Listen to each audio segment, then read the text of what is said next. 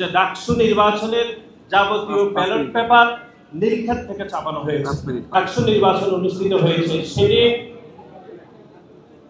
নির্বাচন অনুষ্ঠানের দিন থেকে কিরকম ভাবে বিকৃত হয়েছে সেটা আমরা গণমাধ্যমে দেখেছি।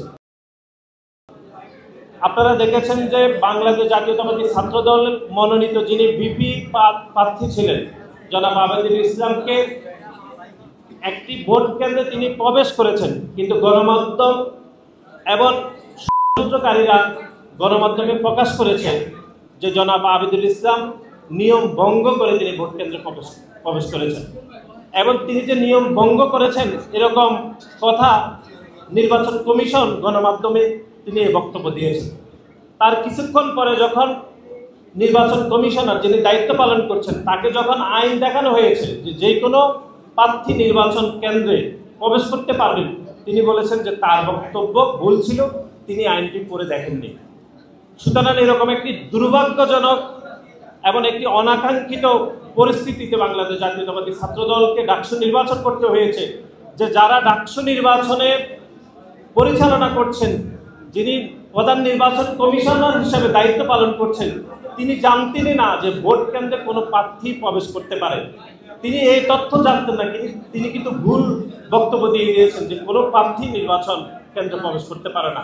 এরকম তথ্য গণমাধ্যমে প্রকাশ করে বাংলাদেশ জাতীয়তাবাদী ছাত্রদলের প্রার্থীকে করেছে, শিক্ষার্থীদের সামনে বাংলাদেশ জাতীয়তাবাদী ছাত্রদলের প্রার্থীকে বিভ্রান্ত করার চেষ্টা করেছে স্বয়ং নির্বাচন কমিশনার।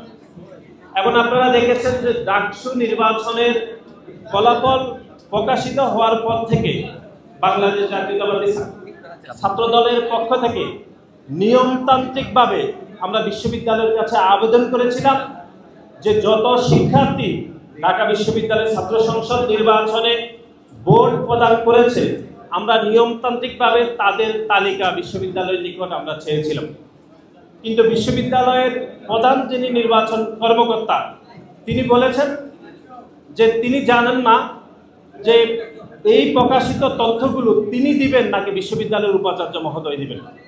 তারপর তিনি 4 ঘন্টা ধরে মিটিং করেছেন। মিটিং করে তিনি বাংলাদেশ জাতীয়তাবাদী ছাত্রদলকে বলেছেন যে তিনি ছাত্রদল যে ডিমান্ড করেছে যে কারা ভোট দিয়েছে এরকম তথ্যগুলো আবেদনের পরীক্ষাতে আমাদেরকে দেওয়া হোক, তিনি বলেছেন এই তথ্য তিনি দিতে পারবেন না, কারণ তিনি এটি এখতিয়ার না।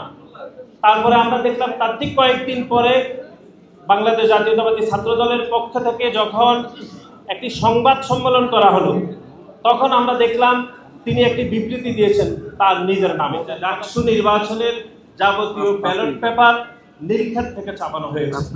এরকম তথ্য এর আগেও কিন্তু বাংলাদেশের বহু ছাত্র সংগঠন এই অভিযোগ করেছিল, কিন্তু বিশ্ববিদ্যালয় কর্তৃপক্ষ সংবাদ সম্মেলন করে এমনকি বিবৃতি দিয়ে তারা মিথ্যা দাবি করেছে যে কোনো ব্যালট পেপার নাকি নীলক্ষেত থেকে চাপানো হয়নি।